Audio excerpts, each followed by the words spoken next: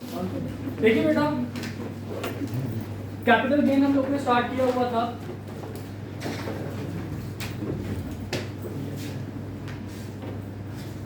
Capital gain में एक simple सा आप लोगों ने रूल पढ़ा, और वो क्या था कि कैपिटल गेन हकीकत में क्या आता है, consideration received minus consideration paid. अच्छा, अब हम लोग बेटा बात करते हैं कि हमारा सेक्शन 37 के under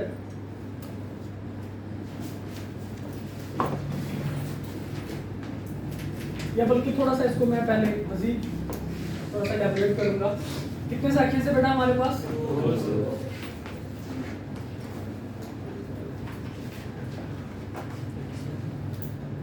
37, this is other than immovable. इसमें था ना इमूवेबल प्रॉपर्टी थी, ऐसे ही है ना, इसमें था ना immovable property. Immovable property itself, इसके बारे में भी आपको बताते हैं, मैंने इसको अलग से क्यों लिखा हूँ। और आपके पास सेक्शन 37A सिक्योरिटीज।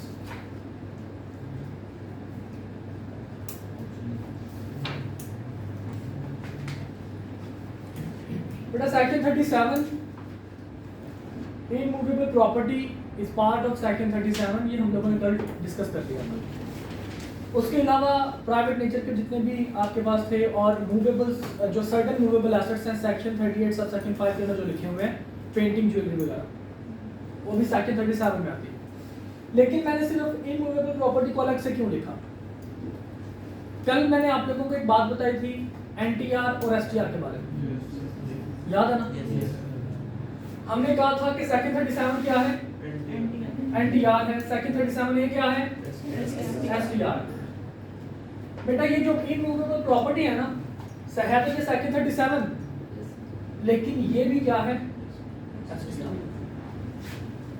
ठीक है, तो हकीकत में हमने जो टैक्सेशन पढ़ना है सेक्शन 37 और 37A के दरमियान, हमने वैसे तो 2 सेक्शंस पढ़ने हैं, लेकिन हकीकत में 3 टॉपिक्स होंगे। पहले हमने देखना है सेक्शन 37 की टैक्सेबिलिटी क्या है, फिर हमें देखना है कि इमूवेबल प्रॉपर्टी की टैक्सेबिलिटी क्या है, फिर हम लोग ने देखना है कि जनाब सेक्शन 37A यानी कि सिक्योरिटीज की टैक्सेबिलिटी क्या है।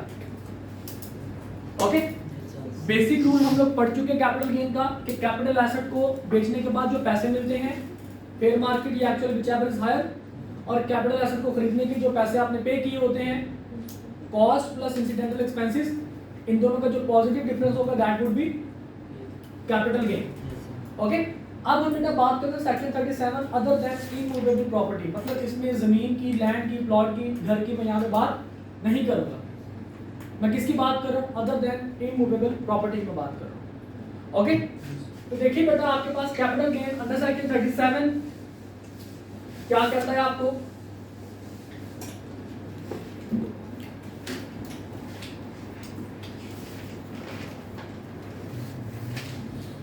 कैपिटल गेन आपको कहता है कि जनाब आपने पढ़ा होगा कल की क्लास में कि डिस्पोजल 2 तरीके से होता है। किसकी तरह से? या तो डेलिबरेटली बेच के एक्सचेंज करके ट्रांसफर करके, या फिर आप जानबूझ के नहीं करते बल्कि एम हो जाता है, वो डिस्ट्रॉय हो सकता है, वो कैंसिल हो सकता है, कुछ भी सिचुएशन हो सकता है। आपने कल की क्लास में एक चीज सिर्फ पढ़ी थी कि जब आप उस एसेट को बेचोगे, डिस्पोज ऑफ करोगे, तो कैसे उसका ट्रीटमेंट होगा। हमने कहा था जनाब पहला केस हमारे पास क्या है? डिस्पोजल का, disposal by selling.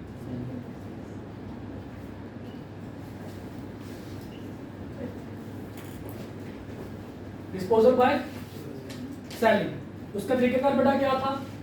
Capital gain हम इसमें से लिखा करते थे कंसीडरेशन रिसीव्ड, और ये हकीकत में क्या था? हायर ऑफ एक्चुअल और fair market value at the time of disposal. Okay, ये हम लोग की होती थी हमारे पास कंसीडरेशन रिसीव। इसमें से हम लोग लेस किया करते थे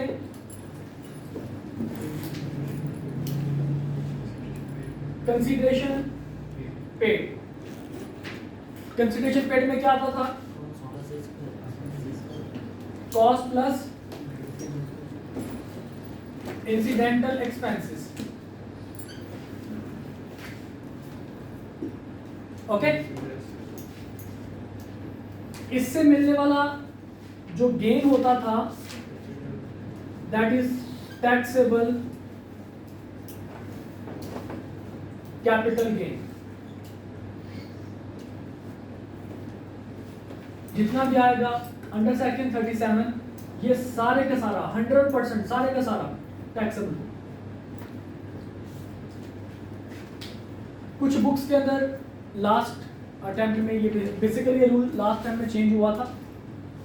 तो लास्ट टाइम में कुछ बुक्स के अंदर जो लोग अपनी बुक्स अपडेट नहीं करते, कुछ लोगों की बुक्स के अंदर ये मेंशन था कि जनाब अगर 1 साल से ज़्यादा अरसे के लिए आप होल्ड करेंगे तो 75% टैक्सेबल होगा, अगर 1 साल से कम अरसे के लिए तो 100% टैक्सेबल होगा। भाई साहब अब ये रूल चेंज हो चुका है। ये रूल पिछले साल चेंज हो चुका था।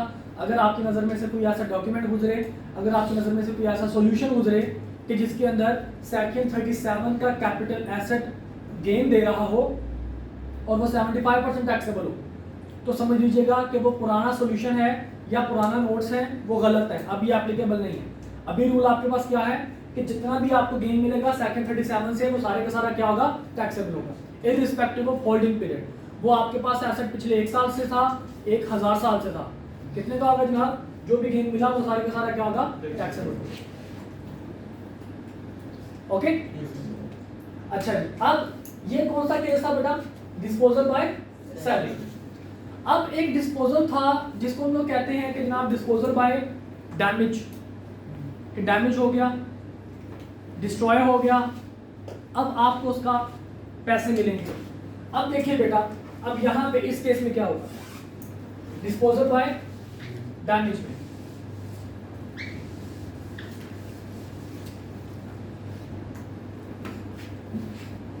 डिस्पोजल बाय डिस्ट्रॉय, ये डैमेज। बेटा जब आपका एसेट कोई डैमेज हो गया सेक्शन 37 के हिसाब से, एसेट कोई डैमेज हो गया, आपने फॉर एग्जांपल जनाब आप एक बड़ा जबरदस्त किस्म का बुक लेके आते थे, स्कल्पचर लेके आ रहे थे और रास्ते में आते थे जनाब वो टूट गया, रास्ते में आते थे क्या हो गया, वो टूट गया। अब तकरीबन आपने वो 2 करोड़ का बुक खरीदा था, वो टूट गया, अब वो किसी काम आएगा, डिस्ट्रॉय हो गया। डिस्ट्रॉय हो गया तो इसका मतलब क्या हुआ, आपके बिजनेस में से वो क्या हो गया, डिस्पोज ऑफ हो गया। अब लॉ यहां पे कहता है कि वो डिस्पोज ऑफ तो आपके बिजनेस में से हो गया, तो अब आप क्या करोगे भाई, डिस्पोजल की एंट्री कैसे डालोगे, कितने पैसों से डालोगे। तो कहते हैं जनाब अगर आपके पास कुछ capital asset under section 37 disposal उसका ऐसे हुआ है कि वो डैमेज हुआ है या उसको वो डिस्ट्रॉय हो चुका है, यानी कि आपने बेचा नहीं है, तो जो कंसीडरेशन रिसीव्ड होगा इसमें या तो आपने उसकी इंश्योरेंस करवाई होगी, नॉर्मल इंश्योरेंस करवाते हैं आप, 2 करोड़ का आपने स्कल्पचर परचेज करना है, तो आपका क्या ख्याल है कि आप इंश्योरेंस नहीं करेंगे, करवाएंगे लोग, आप ना उसकी इंश्योरेंस करवाओगे, तो इंश्योरेंस से आपको जो भी क्लेम मिलेगा, इंश्योरेंस क्लेम, या फिर अब वो स्कल्पचर जो 2 करोड़ रुपए का था वो टूट गया, अब आपने कहा यार ये तो इसको निकालो यहाँ से मेरे बिजनेस में से, वो कहेगा सर इसको फेंक दे, वो कहता भाई 2 करोड़ का है, फेंकोगे भी ना तो फिर भी 2-4 लाख रुपए मिल जाएंगे इसके। मतलब कि किसी को बेचना स्क्रैप वैल्यू, पढ़ा ना अकाउंटिंग के अंदर रेजिडुअल वैल्यू, स्क्रैप वैल्यू, तो स्क्रैप वैल्यू के भी हो सकता है आपको पैसे मिल जाए, ठीक है। तो कहते हैं जी अगर आपने कोई इंश्योरेंस करवाई थी तो हो सकता है वहां से आपको इंश्योरेंस क्लेम मिल जाए प्लस एनी स्क्रैप वैल्यू, अगर है तो जो एक्चुअल आपको रिसीव हुआ है that would be consideration receive. Okay, तो नॉर्मल केस में कंसीडरेशन रिसीव क्या होगा, फेयर मार्केट और एक्चुअल व्हिचएवर इज हायर, और जबकि आपके पास डिस्ट्रॉयल के केस में क्या होगा, कंसीडरेशन रिसीव। इंश्योरेंस अगर कोई क्लेम आपको मिला है या कोई स्क्रैप वैल्यू आपको मिली है तो वो सारे का सारा कंसीडरेशन रिसीव आपके पास होगा। Got it? अच्छा, अब कंसीडरेशन पेड में कौन सी चीज आएगी, देखिए बेटा, कॉस्ट प्लस इंसिडेंटल एक्सपेंसेस, अब क्योंकि इस केस के अंदर देखिए, पिछले केस में हमने क्या लिखा था, मैंने लिखा था cost plus incidental expenses. Insurance claim incidental expense नहीं होता। ये बात, इंश्योरेंस की जो प्रीमियम है जो आप पे करते हैं वो इंसिडेंटल एक्सपेंस नहीं होता। इंश्योरेंस आपके ऑप्शन पे होता है, करवाना चाहें तो करवा लें, नहीं करवाना तो ना करें। समझ रहे हैं बात को? अगर आप इंश्योरेंस करवाना चाहें तो करवा लें। देखिए मिसाल के तौर पर मैं एक चीज मैंने इंपोर्ट करनी है बाहर से, एक मैंने स्कल्पचर बाहर से मंगवाना है। मैं जब बाहर से स्कल्पचर को मैं मंगवा रहा था तो उन्होंने कहा कि सर ऐसा है कि इसको क्लियर करवाने के लिए आपको इंपोर्ट ड्यूटी पे करनी पड़ेगी। अगर आप इंपोर्ट ड्यूटी पे नहीं करते तो ये क्लियरेंस इसकी नहीं होगी, ये आपको मिल नहीं सकता। मतलब इस एसेट को हासिल करने के लिए मुझे क्या करना पड़ेगा, इंपोर्ट ड्यूटी पे करनी पड़ेगी, दैट इज इंसिडेंटल एक्सपेंस। ठीक है, और इंपोर्ट ड्यूटी वो क्लेमेबल भी नहीं है, नॉन रिफंडेबल है, तो ये मेरे पास क्या बन गया, इंसिडेंटल एक्सपेंस। लेकिन अगर वो रिफंडेबल तो कभी भी मेरा एक्सपेंस नहीं बनेगा। ठीक है, तो अब वो इंपोर्ट ड्यूटी मुझे देनी पड़ेगी, उसके बाद ही मुझे एसेट मिलेगा, that is my incidental expense. लेकिन अगर कोई बंदा मुझे कहेगा सर इसकी इंश्योरेंस भी करवा लें, मैं क्या कहूँगा लाजमी है। वो कहेगा सर महंगा एसेट है, तो मेरा ख्याल है अच्छी बात है, नहीं लाजमी है, इंश्योरेंस के बगैर मैं इसको हासिल कर सकता हूँ। जी सर वो आप कर सकते हैं। इसका मतलब क्या हुआ, insurance claim is, insurance premium is not incidental expense. Incidental expense था क्या, जो कि एसेट को एक्वायर करने के लिए जरूरी खर्चा है। क्लियर? तो आपके पास हमने पिछले केस में, क्योंकि हमने पिछले केस में लिखा था अमाउंट एक्चुअल रिसीव्ड और fair market value whichever is higher, तो कॉस्ट पेड के अंदर, कंसीडरेशन पेड के अंदर हमने क्या लिखा, सिर्फ और सिर्फ कॉस्ट प्लस इंसिडेंटल एक्सपेंसेस। हमने इंश्योरेंस का तस्करा नहीं किया। अगर हमने इंश्योरेंस करवाई भी होगी तो फिर भी हम इंश्योरेंस को कॉस्ट का हिस्सा नहीं बनाएंगे, क्योंकि हम सिर्फ कॉस्ट और इंसिडेंटल एक्सपेंस लेते हैं। मिसाल के तौर पर जैसे मैंने अभी आपको बताया कि मैंने जनाब बाहर से एक बुत मंगवाया, स्कल्पचर मंगवाया 2 करोड़ रुपए का, 1 करोड़ का मंगवाया और 1 करोड़ रुपये उसके ऊपर जनाब मुझे टैक्स इंपोर्ट ड्यूटी मुझे पे करनी पड़ गई, वो मुझे पड़ गया 2 करोड़ का, और उसके ऊपर 10 लाख रुपए की मैंने इंश्योरेंस भी करवाई हुई थी। इंश्योरेंस प्रीमियम में 10 लाख रुपए का पे किया हुआ था। तो अब मेरी कंसीडरेशन पेड में कौन सी आएगी, नॉर्मल केस के अंदर कंसीडरेशन पेड में cost 1 crore, incidental expenses 1 crore normal cases के अंदर। मैं इंश्योरेंस प्रीमियम जो मैंने पे किया है उसको मैं कंसीडर नहीं करूंगा नॉर्मल केस में।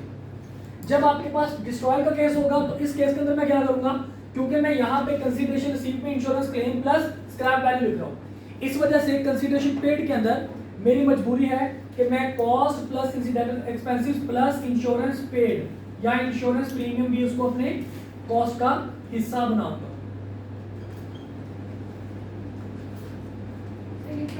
दोबारा सुन ले बेटा, एक छोटी सी एग्जांपल लेते हैं, 2 एग्जांपल्स लेते हैं। मिसाल के तौर पर जनाब ये मेरा मार्कर, मैं अज्यूम कर रहा हूँ दिस इज कैपिटल एसेट, ये मेरा marker this is also capital asset. ठीक है जी, मैंने ये 2 मार्कर्स मंगवाए सेम प्राइस पे और सेम कॉस्ट के साथ। ये मार्कर 1 लाख रुपए का, ये मार्कर भी, इसकी कॉस्ट 1 लाख रुपए। इन दोनों को मैंने बाहर से मंगवाया, 2-2 लाख रुपए मैंने दिए किसके लिए, इंपोर्ट ड्यूटी के लिए। अब ये मार्कर मुझे कितने का पड़ गया, 3 लाख का ये पड़ गया।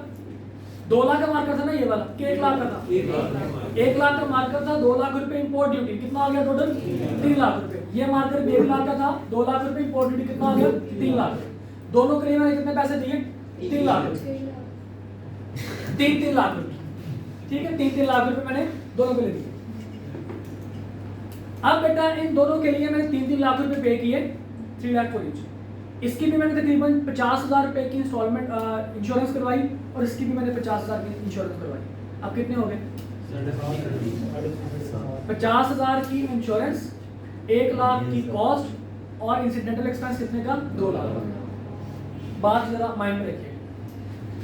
अब ये मार्कर मैंने बेच दिया 5 लाख रुपए, ये मार्कर मैंने कितने का बेच दिया, 5 लाख रुपए। तो कंसीडरेशन रिसीट, अब यहाँ पे मेरे पास फेयर मार्केट वैल्यू नहीं है, तो नॉर्मल केस के अंदर जो कंसीडरेशन रिसीव्ड होगी वो आएगी कितनी, 5 लाख रुपए। मैंने कहा जी फेयर मार्केट वैल्यू यहाँ पे गिवन नहीं है, तो जो पैसे मिले वही मेरे लिए कंसीडरेशन रिसीव्ड हो जाएगा। इसमें से लेस करूंगा कंसिडरेशन पेड, लाख रुपए का मार्कर था प्लस 2 लाख रुपए इंसिडेंटल एक्सपेंसेस थे, बस कितना हो गया जी? 2 लाख रुपए का कैपिटल गेन आ गया। This is taxable capital gain. Got it? ये मार्कर निकल गया। अब एक और डिस्पोजल हुआ मेरे दूसरे मार्कर का भी, लेकिन ये डिस्पोजल ऐसे हुआ कि जनाब ये मार्कर मेरा इसके मैंने ये डिस्ट्रॉय हो गया। ये मार्कर क्या हो गया? डिस्ट्रॉय हो गया। डिस्ट्रॉय होने के बाद जनाब ये मार्कर मैंने जल गया, कुछ ना कुछ इसके साथ मसला हो गया, ये पिघल के जनाब एक रॉ प्लास्टिक की फॉर्म में मेरे पास आ गया। मैंने इसकी इंश्योरेंस भी करवाई थी, इंश्योरेंस से जनाब मुझे लाख रुपए इंश्योरेंस से मिल गया, और इसकी जो स्क्रैप वैल्यू है वो भी तकरीबन कोई 50,000 रुपये इसकी स्क्रैप वैल्यू मुझे मिल गई। इंश्योरेंस का कितना मिला मुझे? लाख रुपया, और स्क्रैप वैल्यू कितनी मिली? अब दोनों मिलाकर मेरे पास पैसे बन गए 1,50,000। लाख रुपया इंश्योरेंस का और स्क्रैप वैल्यू 50,000। अब जब मैं इसमें से कंसीडरेशन पेड लेस करूंगा तो कौन कौन सी चीजें लिखूंगा? लाख रुपए की कॉस्ट प्लस 2 लाख रुपए इंसिडेंटल एक्सपेंसेस। अगर नॉर्मल केस होता तो यहीं पे रुक जाता, लेकिन अभी कंसीडरेशन रिसीट में इंश्योरेंस क्लेम आ रहा है, इस वजह से इंश्योरेंस प्रीमियम भी मेरा एक्सपेंस बन जाएगा 50,000, तो मेरा खर्चा 3.5 लाख। तो मुझे हकीकत में लॉस कितना होगा? लॉस में 0% 2 lakh. This is capital loss.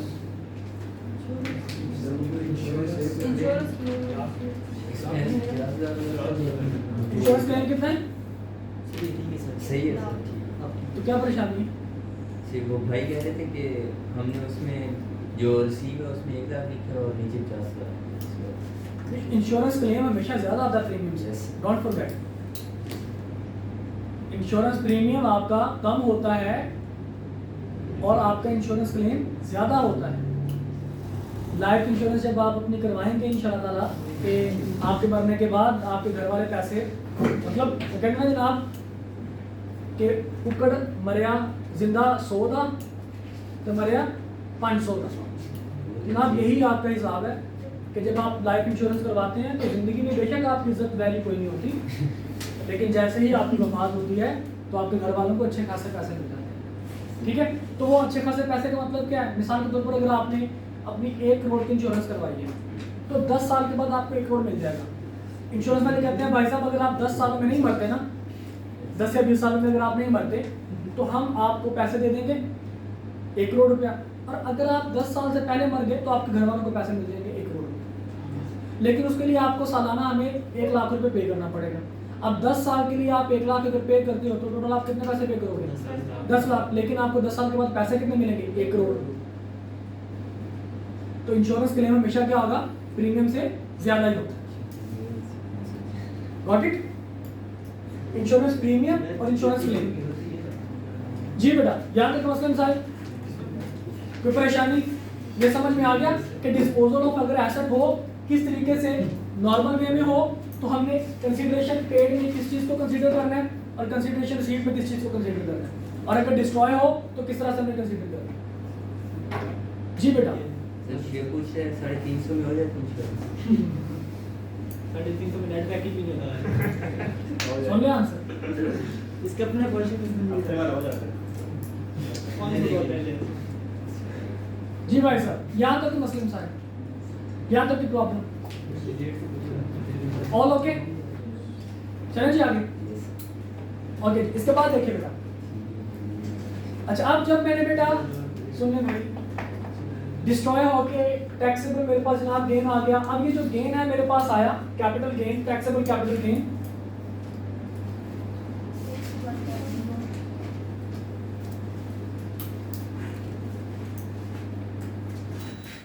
बेटा ये गेन जो होगा it would be NTR, normal tax regime के तहत ये टैक्सेबल होगा। यानी इसके ऊपर क्या लगेंगे? इसके ऊपर slabs apply. Got it? Okay, यहां तक तो मसला है।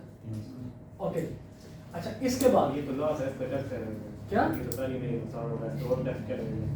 नहीं, मैंने ये नुकसान की बात की कि मैंने यहाँ पे क्या लिखा है कैपिटल लॉस लेकिन इसमें तो लॉस आ रहा है। मैंने क्या लिखा, एग्जाम्पल की तो मैंने बात ही नहीं की। मैंने एग्जाम्पल ब्लू मार्कर से क्यों लिखी है, इस वजह से कि अगर ऐसी हो तो ये हो जाएगा। ब्लैक मार्कर से मैंने क्या लिखा है, टैक्सेबल कैपिटल गेन। ठीक है भाई, मार्कर का इस्तेमाल करने की कोई वजह होती है, एवं जो दिल किया जो हाथ में है उसको उठा के लिखना शुरू कर दिया। मार्कर के इस्तेमाल करने की कोई वजह होती है। अगर मैं ब्लैक से लिख रहा हूँ तो इसका मतलब क्या है कि ब्लैक वाली सारी की सारी चीज़ें सेम होंगी। अगर मैं ब्लू से लिख रहा हूँ तो इसका मतलब क्या है कि ब्लैक के एडिशन में या उसको एक्सप्लेन करने के लिए कोई चीज़ आ रही है। अगर मैं रेड में लिख रहा हूँ तो इसका मतलब क्या है कि या तो ये चीज़ डेंजरस है थोड़ी सी, या फिर ये मेन हेडिंग में इसकी देने लगा हूँ।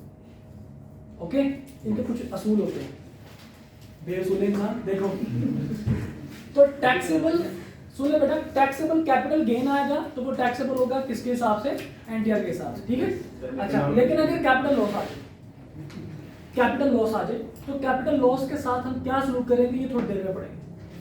टैक्सेबल तो नहीं होगा लेकिन ये कैरी फॉरवर्ड किया जा सकता है। ठीक है, वो आपको एक एग्जांपल देके मैं समझाऊंगा, वो ज्यादा अच्छे से उस टाइम आपको समझ आएगा।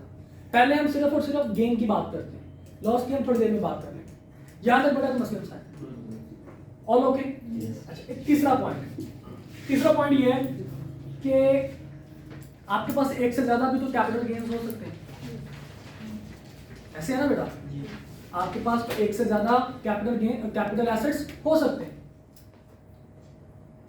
और ये भी पॉसिबिलिटी है कि एक कैपिटल एसेट से आपको फायदा हो जाए, दूसरे कैपिटल एसेट से आपको नुकसान हो जाए। पॉसिबिलिटी है ना, एक कैपिटल एसेट से आपको फायदा हो जाए, दूसरे कैपिटल एसेट से आपको नुकसान हो जाए, तो फिर आप क्या करेंगे।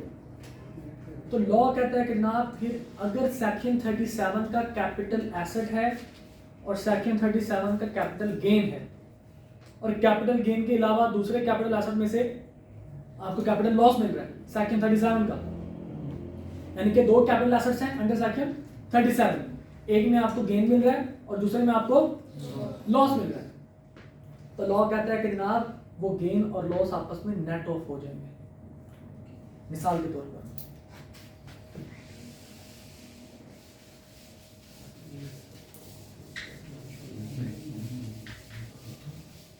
एक एग्जांपल दूंगा, एग्जांपल से ज्यादा अच्छे से ये बात समझ में आएगी। एग्जांपल कुछ इस तरह से है कि मिस्टर ए sold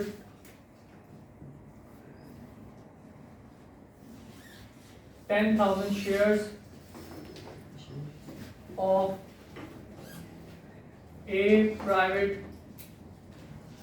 limited यानी कि प्राइवेट कंपनी के shares at the rate of 20 per share।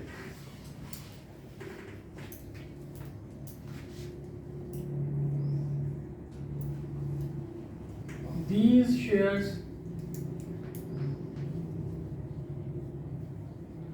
were purchased at the rate of ₹15 per share।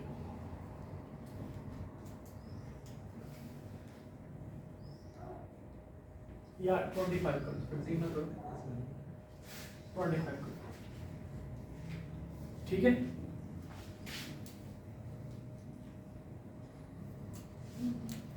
Mr. A also sold the jewelry of his wife for ₹5 lakh, which was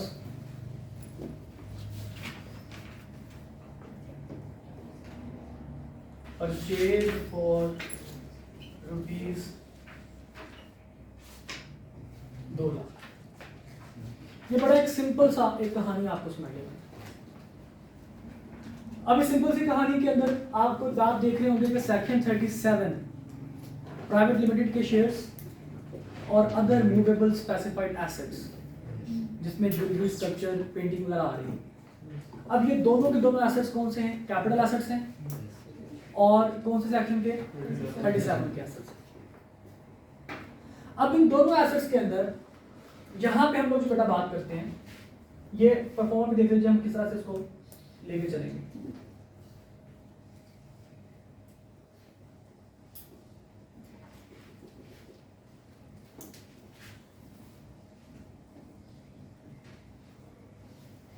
हम सबसे ऊपर लिखेंगे जनाब income from capital gain. अब हमारे पास दो capital assets हैं बेटा, दो कैपिटल एसेट्स हैं हमारे पास। सबसे पहले हम कैपिटल एसेट नंबर 1 लिखेंगे। कौन सा एसेट बेटा? शेयर्स।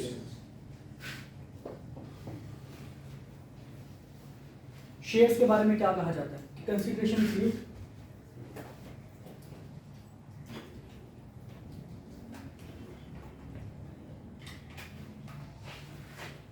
फेयर मार्केट और actual whichever is higher. Fair market है यहाँ पे? फेयर मार्केट नहीं है, तो फिर क्या लिखेंगे हम सिंपली यहाँ पे 10,000 मल्टीप्लाइड बाय 20 कितना हो गया जी? 2 लाख। मैं जो 2 लाइन लिखवाता हूँ इस वजह से लिखवाता हूँ, इसमें से हम लोग लेस करेंगे किस चीज को?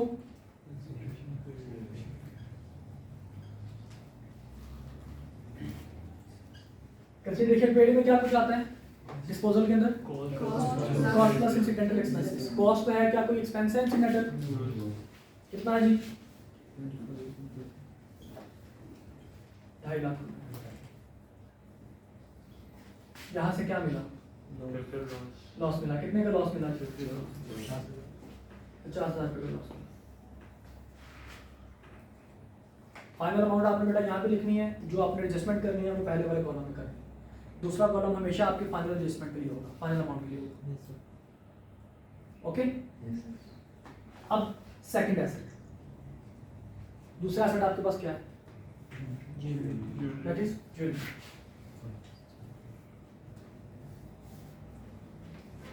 ज्वेलरी के लिए भी again same consideration.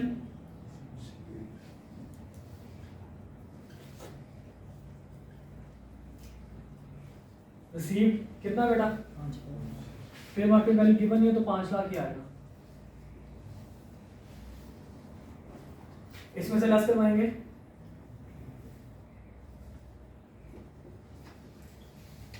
Consideration paid 2 lakh. Net amount कितनी आई? 3 लाख रुपए का गेन आया। दोनों के दोनों अंडर सेक्शन 37।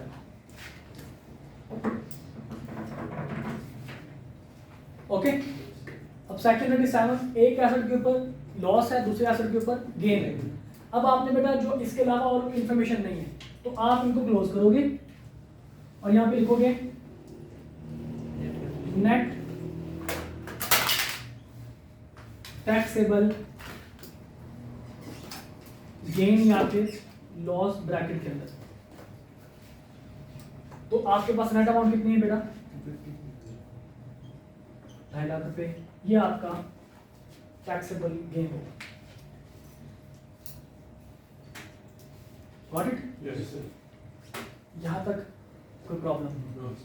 अगर एक से ज्यादा एसेट्स आ जाए, एक के ऊपर लॉस, अगर दोनों के ऊपर गेन आ जाए तो फिर दोनों को हम लोग ऐड कर लेंगे, और अगर एक के ऊपर गेन और दूसरे के ऊपर लॉस आ जाए तो फिर हम क्या करेंगे? उनको नेट ऑफ करेंगे। कितने पॉइंट्स हो चुके हैं यहां तक? अभी 4 पॉइंट्स हो चुके हैं। 5वां पॉइंट हमने कहा कि कैपिटल एसेट सेक्शन 37 में कौन कौन से हैं बेटा? हमने तमाम एसेट्स का नाम ले लिया जो भी प्राइवेट नेचर के हैं, और उसके बाद हमने क्लास में लिखा कि सेक्शन 38 सब सेक्शन 5 के कुछ एसेट्स हैं जो कि होते तो मूवेबल है, लेकिन होते तो मूवेबल है लेकिन फिर भी वो कैपिटल एसेट होते हैं। होते तो वो मूवेबल है, क्योंकि हमने क्या पढ़ा था कि कैपिटल एसेट की डेफिनेशन के अंदर कौन से कैपिटल एसेट नहीं होते? Number 1 stock in trade, number 2 depreciable और अमोर्टाइजेबल, नंबर 3 मूवेबल एसेट्स। हमने कहा ना मूवेबल एसेट्स होने के बावजूद वो कैपिटल एसेट है, वो सेक्शन 38 सब सेक्शन 5 में बता रहा था। वहां पे लिस्ट मौजूद है, लिस्ट हमने पढ़ भी ली थी। लॉ कहता है कि जनाब ये जो आप बता रहे हैं ना कि सर्टेन मूवेबल एसेट्स, कहता अगर इनके ऊपर गेन आए, मिसाल के तौर पर जैसे ज्वेलरी है, ये वही है ना सर्टेन मूवेबल एसेट, ज्वेलरी है, इसके ऊपर गेन आया तो हमने इसको कंसीडर कर लिया, टैक्सेबल करार दे दिया।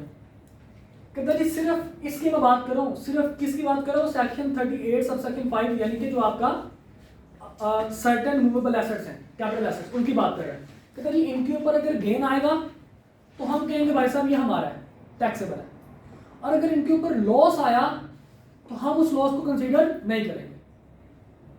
जैसे देखिए शेयर्स में लॉस आया, हमने लिख लिया कि जनाब ये कैपिटल लॉस आ गया। ज्वेलरी के अंदर गेन आया, हमने लिख लिया जनाब गेन आ गया, नेट ऑफ कर दिया दोनों।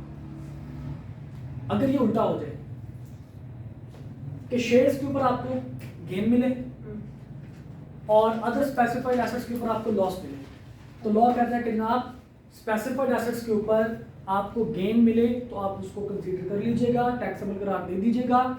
अगर आपको उसके ऊपर लॉस मिले तो फिर उसको कतन उसको एडजस्ट ना कीजिएगा, क्योंकि हम लॉस को मानते ही नहीं। लॉस एडजस्टेबल नहीं होगा। किसका लॉस? अगर सर्टेन स्पेसिफाइड मूवेबल एसेट्स का, कैपिटल एसेट्स का। ठीक है, मिसाल के तौर पर अगर ये यहाँ पे उलट हो जाए ऐसे, ये नोट कर लेना आप लोगों ने, कर लेना बेटा नोट। अब इसमें थोड़ी सी मैं मॉडिफिकेशन कर रहा हूँ मैं, ये ऐसे आ जाए और ये कुछ इस तरह से हो जाए 8 लाख रुपए और ये 15 रुपए। मतलब अब आपके पास क्वेश्चन क्या बन गया? क्वेश्चन बन गया जनाब mister A sold 10,000 shares of A private limited at the rate of 20 पर share. These shares were purchased at the rate of 15 per share. Mr. A also sold the jewelry of his wife for rupees 5 lakh, which was purchased for rupees 8 lakhs. तो इसका consideration receipt कितना होगा बेटा? 20 के हिसाब से तो यही आएगा 2 लाख।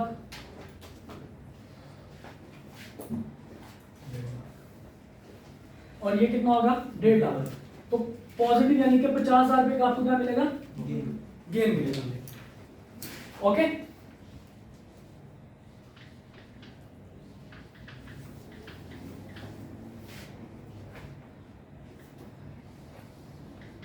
लेकिन ज्वेलरी के अंदर क्या हुआ जी? कंसीडरेशन रिसीट कितना बेटा? 5 लाख। और कंसीडरेशन पेड कितना है? लॉस आ रहा है कितने का? यहां पर कुछ नहीं लिखे, तो सिंपली आपके पास 50,000 रुपए का गेन ही है। Got it? दोबारा सुनिए, मैंने भी आपको लॉ क्या बताया? लॉ में क्या कहता है कि अगर आपके पास कैपिटल एसेट कौन से वाले हैं? Movable certain capital assets, jewellery, painting, sculpture, coin, medallion, जो हमने लिस्ट में पढ़ी चीजें। अगर इस तरह का आपके पास कैपिटल एसेट है, उसके ऊपर गेन आए तो उसको टैक्सेबल करार दे देना, लेकिन अगर उसके ऊपर लॉस आए तो एडजस्टेबल नहीं होगा। मतलब लॉस को टैक्स वाले नहीं मानते, गेन को टैक्स वाले मान लेते हैं। किसके लॉस को नहीं मानते? जो सर्टेन स्पेसिफाइड जो मूवेबल एसेट कैपिटल एसेट्स हैं, उनके लॉस को टैक्स वाले नहीं मानते। क्लियर? किसी बच्चों को ये पॉइंट समझना है? मतलब सिर्फ उन सर्टेन एसेट्स के अलावा अगर कोई और सेक्शन 37 का कैपिटल एसेट है तो उसके ऊपर लॉस आ जाए तो वो मान लेगा, लेकिन सिर्फ उसके साथ खास दुश्मनी है उसकी कि इसके ऊपर लॉस आया तो मैं नहीं मानूंगा, गेन आया तो मान लूंगा। Success has many fathers, failure has none. कामयाब इंसान को हर कोई कहता है मेरा मेरा करे अपना भरा है अपना, टेंशन नहीं है। और जनाब जो नाकाम इंसान है, सारे माँ बाप कह रहे थे पता नहीं कितने चला गया, यार मेरा है ही ना। समझे बात को? तो इसी तरह टैक्स वाले भी क्या कहते हैं, अगर गेन आया तो क्या कहेगा? एसेट था, कैपिटल एसेट था, कैपिटल गेन है, आना चाहिए था, टैक्सेबल करार दो। लेकिन अगर लॉस आ जाएगा तो टैक्स अथॉरिटीज क्या कहेंगे? पता नहीं ये कौन सा कैपिटल एसेट है जो हमें लॉस दी जा रहा है, भगा दो इसको, कोई लॉस हो, हमने कोई इसको एडजस्ट नहीं करना, कोई एक्सेप्टेबल लॉस नहीं। Got it? नहीं समझ आई? पक्की बात है जी। फिर जो हमारा प्रूडेंस का जो कॉन्सेप्ट है जिसमें कि वो एसेट्स हम ओवरस्टेट नहीं कर सकते, तो इसमें तो वो मतलब जब हम लॉस लिखेंगे ही नहीं तो वो ओवरस्टेट नहीं हो जाएगी। ओवरस्टेट का पहले मतलब जरा, एक्सक्यूज मी भाई, ओवरस्टेट के वर्ड मुझे पहले जरा मतलब बता दें। मतलब जो असल है उससे ज़्यादा, जो एक्चुअल लिखे हुए हैं आप उससे बढ़ा चढ़ा के लिख रहे हैं, यही है ना? यही है ओवरस्टेट का मतलब। मुझे बताइए कि यहाँ पे कहाँ पे आप बढ़ा चढ़ा के लिखेंगे ऐसे? हम एसेट को जब एक्वायर कर रहे होते हैं तो उस टाइम तो हम उसकी रिकग्निशन करते ही नहीं है, हम सालाना एसेट के बारे में बताते नहीं है टैक्स के अंदर कि हमारे पास जनाब बताते जरूर है, वेल्थ स्टेटमेंट में डिक्लेयर जरूर करते हैं, लेकिन वो उन एसेट से हमें इनकम कोई नहीं मिल रही होती। मिसाल के तौर पर शेयर मेरे पास पड़े हुए हैं, या मेरे पास ज्वेलरी पड़ी है, मैंने सोना खरीद लिया जनाब 8 लाख रुपए का, मेरे पास पड़ा हुआ है, जब मैंने परचेज किया तो किसी किस्म का कोई मुझे बेनिफिट नहीं मिल रहा, कोई मुझे इनकम नहीं मिल रही, बल्कि खर्चा हो रहा मेरा। तो सोना खरीदने से मुझे कोई बेनिफिट नहीं मिल रहा, सिर्फ मेरी बैलेंस स्टेटमेंट इतना स्ट्रॉन्ग हो रही है, मैं अमीर आदमी, बस ये एफबीआर को पता चल रहा है कि बंदा अमीर है, इसके पास 8 लाख रुपए का सोना पड़ा हुआ है, वो सोना मेरे पास पड़ा हुआ है, उसके साथ मैं कुछ भी नहीं कर रहा। टैक्स वाले ये नहीं कह सकते कि तुमने सोना रखा हो तो टैक्स मुझे पे करो, ऐसा कुछ नहीं कह सकते। लेकिन जैसे ही वो सोने को बेचूंगा, टैक्स वाले आ जाएंगे, कितने का बेचा? 10 लाख का, लिया कितने का? 8 का, 2 लाख रुपए को टैक्स पे करो। समझ रहे बात को? तो इसमें फर्स्ट ऑफ ऑल बेटा इसमें अकाउंटिंग के रूल्स एप्लीकेबल हैं, नंबर 1। नंबर 2 कि ये कभी भी ओवरस्टेट नहीं हो सकते, हमेशा ये अंडरस्टेट ही नहीं। Understate expense. समझ रहे बात को? क्योंकि आपको इसके ऊपर टैक्स देना पड़ेगा, और अंडरस्टेट से बचाने के लिए टैक्स अथॉरिटीज डिफरेंट किस्म के विद होल्डिंग टैक्सेस लगाती है, ताकि पता चले कि अच्छा इस अमाउंट का चीज इसने बेची है, उसके ऊपर इतना टैक्स बनता है। आप अक्सर थोड़ा सा कभी गौर करें, जब आप जमीन परचेज करने के लिए जाते हैं ना, जो परचेज करते हैं उनको आइडिया होगा इस चीज़ का, आपके पेरेंट्स को इस चीज़ का जरूर आइडिया होगा कि जब आप जमीन परचेज करने के लिए जाते हैं तो कागजात में अमाउंट कम लिखते हैं। क्यों कम लिखते हैं पता है? उसके ऊपर टैक्स देना पड़ता है। कहते हैं भाई साहब ऐसा है कि 10 लाख रुपए की जमीन है, लेट्स सपोज 10 लाख रुपए की जमीन है, आप ऐसा करें कि आप ना 4 लाख रुपए लिख रहे हैं, 6 लाख हमारे से कैश ले लें। अब वो गवर्नमेंट के नजरों में जमीन कितने की बिकी? 4 लाख रुपए की, लेकिन हकीकत में कितने की बिकी? 10 लाख रुपए की। अब टैक्स वालों को धोखा देने के लिए इंसान क्या करता है जी? अंडरस्टेट कर सकता है, ओवरस्टेट कभी भी नहीं कर सकता। ओके बेटा? लेकिन सर जी वो तो फेयर मार्केट वैल्यू वाला कॉन्सेप्ट उसमें आ जाएगा ना, तो उस पे टैक्सेबल हो जाएगा। अब फेयर मार्केट वैल्यू का कॉन्सेप्ट मेरे से सुन लीजिए, मतलब ये तो है बिल्कुल ऐसे ही। फेयर मार्केट वैल्यू किसको कंसीडर करता है? आपके टैक्स अथॉरिटीज। टैक्स अथॉरिटीज ये कहती है कि जनाब आपके पास फेयर मार्केट वैल्यू उस एरिया के अंदर, उस विसिनिटी के अंदर जितना एफबीआर रेट, आप अगर थोड़ा सा मजीद इसमें अगर मैं डिटेल में जाता हूँ, वैसे तो जाना मैंने इमूवेबल प्रॉपर्टी जो मैंने अलग से आपको पढ़ाना था उस टाइम जाना इसके डिटेल में, लेकिन अभी आपको थोड़ा सा बता देता हूँ। हर एरिया के बेटा रेट्स डिफाइंड हैं। डेप्यूटी कमिश्नर रेट जिसको हम लोग डीसी रेट बोलते हैं, या एफबीआर रेट हम उसको कहते हैं। डीसी रेट आपको कहीं से भी, इंटरनेट से भी आजकल जनाब आप देखना चाहते हैं कि आपके एरिया की जो प्रॉपर्टी है उसका रेट कितना है, फी मरला कितने का बिकता है, तो आप सर्च करें डीसी की वेबसाइट पे जाएं, आपके अपना ग्रुप की इसकी लैंड रेवेन्यू की इसमें जाइए, इनलैंड रेवेन्यू की वेबसाइट पे जाइए, एफबीआर की वेबसाइट पे जाइए, वहाँ पर जनाब आपको पता चल जाएगा एक डीसी रेट आ रहा होगा। आपने एरिया का पता बताना है, उसमें डिफरेंट किस्म की चीज़ें आपने मौजा नंबर बताना होता है, खतूनी नंबर आपने बताना होता है, और उसके अलावा जनाब आपने खसरा नंबर बताना होता है। ये टर्म्स हैं, ये टर्म्स हैं, ये टर्म्स है बेटा। खेत खतूनी हम उसको कहते हैं, खसरा नंबर हम उसको कहते हैं, मौजा नंबर हम उसको कहते हैं। ये आपने बताना होता है, जिसको आम भाषा में प्लॉट नंबर कहते हैं, वो आपने बताना होता है। और उसके बाद वो बताता है कि जी डीसी डेप्यूटी कमिश्नर रेट इस एरिया का इतना है, ठीक है, उसको वो लॉ कहता है कि जनाब ये मेरी फेयर मार्केट वैल्यू। ओके, और यकीन कीजिए हमारे एरिया के अंदर, हमारे जहाँ पे हम रहते हैं उस एरिया में 25 लाख रुपए का मरला है, एक मरला 25 लाख रुपए का, लेकिन उसका डीसी रेट 9 लाख रुपए, 9 लाख रुपए उसका डीसी रेट जी, बहुत कम होता है। ये डीसी रेट गवर्नमेंट ने क्यों कम रखा होता है, या क्यों डीसी रेट ऐसे होता है कि गवर्नमेंट चाहती है कि अगर हम ये जमीन हमें खरीदनी पड़े तो इस रेट में हम खरीदेंगे जमीन। अब हमारे एरिया के दरमियान से मेन रोड निकल रहा है, जहाँ पे हमारा घर है, घर के बिल्कुल बाहर से मेन रोड निकल रहा है। अब वो डीसी रेट 9 लाख रुपए, आज से 5 साल पहले भी 9 लाख रुपए था, आज भी 9 लाख रुपए, कि अगर हुकूमत को जरूरत पड़ी तो वो ये परचेज कर लेगी 9 लाख रुपए के हिसाब से। ना बेचे तो जनाब छीन लेगी, समझ रहे बात को? तो आपके पास फेयर मार्केट वैल्यू जो होती है वो मेंशन, क्वेश्चन में तो मेंशन होती है, लेकिन प्रैक्टिकल लाइफ में चीजें थोड़ी सी ज़्यादा डिफरेंट है, वो हमें देखनी पड़ती है। Got it? यहाँ तक बड़ा मसला साहब, यहाँ तक प्रॉब्लम ऑल ओके? अभी हमारे पास कौन सा केस था? Case number point number 5। Point number 6, point number 6 बेटा ये है, अच्छा ये मैं सेक्शन सब सेक्शन 6 की बात नहीं कर रहा, दिस इज पॉइंट नंबर 6 कि जो हमने कैपिटल गेन सेक्शन 37 के अंदर हम लोग पढ़ रहे हैं। पॉइंट नंबर 6 बेटा, ऐसा भी तो पॉसिबल है, आपने ये सुना भी होगा कि एक से ज्यादा कैपिटल एसेट थे हैविंग डिफरेंट कॉस्ट,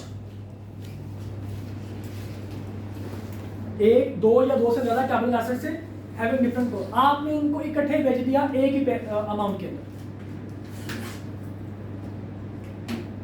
मिसाल के तौर पर मैं एक एग्जांपल कैपिटल गेन से हट के ले रहा हूं, ठीक है, कैपिटल एसेट से मैं हट के एग्जांपल ले रहा हूं। बेटा बकरा ईद पे हम बकरा लेने के लिए जाते हैं, गाय या कोई भी चीज, हमारा माइंड होता है अच्छा यार हम एक बकरा ले लेंगे, हम उसको कहते हैं कि भाई ये बकरा कितने का है। एक बकरा आपने अक्सर देखा होगा जोड़ियों में, एक बड़ा बकरा होता है, छोटा बकरा होता है, या एक तगड़ा बकरा होता है या दूसरा कमजोर बकरा होता है। हम कहते हैं अच्छा यार ये बड़ा बकरा कितने का है, लेट्स सपोज वो कहता है जी ये लाख रुपए का है। हम कहते अच्छा ये छोटा बकरा कितने का, कहता है जी ये 1,80,000 रुपए का, और सॉरी 80,000 रुपए का, सॉरी ये कितने का जी 80,000 रुपए का।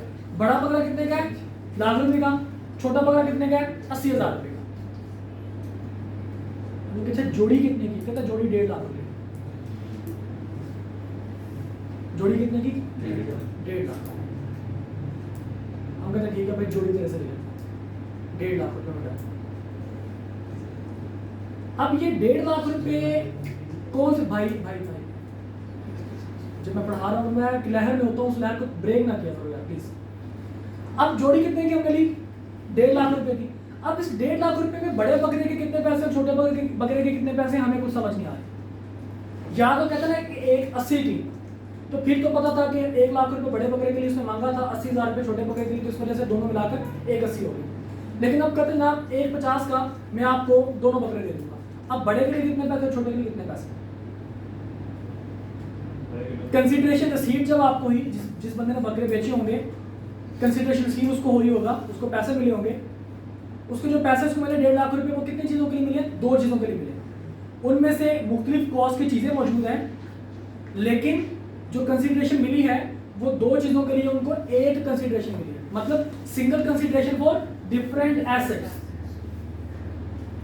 मिसाल के तौर पर एक पेंटिंग है, शेयर्स है, पेंटिंग है, स्कल्पचर है, लेट्स सपोज पेंटिंग और स्कल्पचर, उनकी कॉस्ट डिफरेंट है, लेकिन वो कहते हैं ना ठीक है यार पेंटिंग और स्कल्पचर दोनों ले जाओ इतने के different capital assets for single consideration. ये पॉइंट अभी हमने डिस्कस किया था, देखिएगा बेटा, बता दो इसको।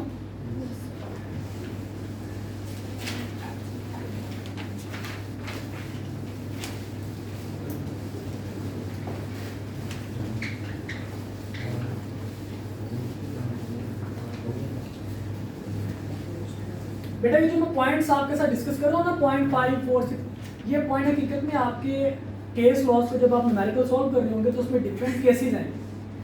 ये समझ लीजिए डिफरेंट सिनेरियोज आप लोगों के सामने में रख रहा हूँ, केस इस तरह से आपके सिनेरियोज में पूछे होंगे, ITAR में इस तरह से पूछेगा। ओके, अभी हम बुक में से कुछ भी नहीं पढ़ रहे। अच्छा, अभी हम बुक में से कुछ भी नहीं पढ़ रहे, ठीक है, अभी हम जस्ट सिनेरियोज पढ़ रहे हैं। अच्छा जी, तो सिनेरियो क्या था हमारे लिए, single consideration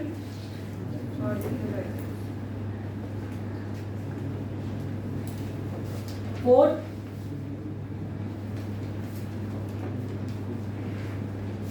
different capital assets.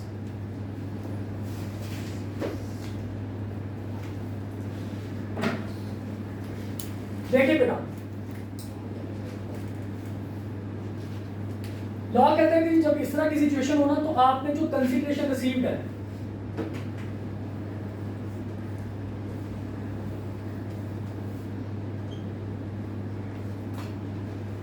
Let's suppose asset 1 है और एसेट 2 है, जो आपके पास होगा ना कंसीडरेशन रिसीव्ड, सिंगल कंसीडरेशन होगी, आपने इसको अपोर्शन करना है with respect to fair market value, cost के हिसाब से नहीं बल्कि फेयर मार्केट वैल्यू के हिसाब से। आपने क्या करना है, जिसको अपोर्शन करना है with respect to fair market value. मतलब आप क्या लिखेंगे, आप लिखेंगे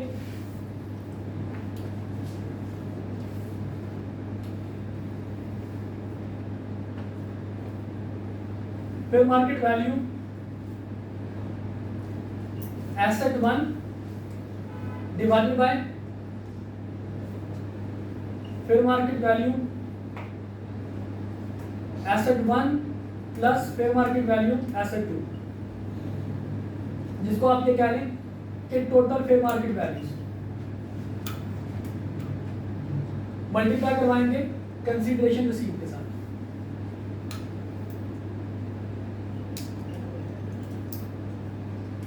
ये एसेट 1 के लिए आ जाएगा, जबकि एसेट 2 के लिए आप क्या लिखेंगे? Fair market value asset 2 divide by fair market value asset 1 plus fair market value asset 2, यानी कि टोटल फेयर मार्केट वैल्यू, और मल्टीप्लाई करवा देंगे कंसीडरेशन रिसीव्ड के साथ। और कंसीडरेशन पेड बेटा आप लोगों के पास अलग अलग से मेंशन होगी, वो उसी तरह से रहेगी। इसमें से आप लेस करवा देंगे किस चीज को, यहाँ पे आपके पास कुछ अमाउंट आ जाएगी, यहाँ पे आपके पास कुछ अमाउंट आ जाएगी, इसमें से आप लेस करवा देंगे कंसीडरेशन पेड को, और वो आप लोगों ने लेस करवाना है, वो वही रहेगा जो था कि cost plus incidental expenses.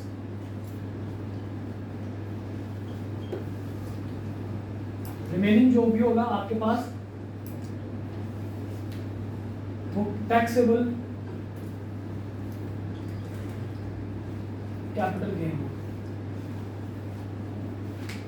Got it? इसकी छोटी सी एग्जांपल करते हैं बेटा। 10:15 आपकी क्लास खत्म होगी भाई सर, टाइम नोट कर ले, 10:15 क्लास खत्म होगी। ओके,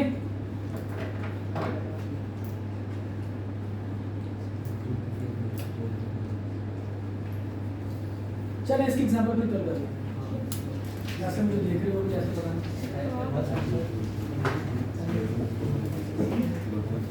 नहीं। कोई क्वेश्चन बेटा किसी का कल से पूछ सकता है, अभी इसकी एग्जांपल के साथ हम लोग कल करेंगे। किसकी? बकरों की। बकरे काश अगर वो बकरे कैपिटल एसेट्स होते तो जरूर आपकी मार्केट वैल्यू बता सकते थे। हाँ।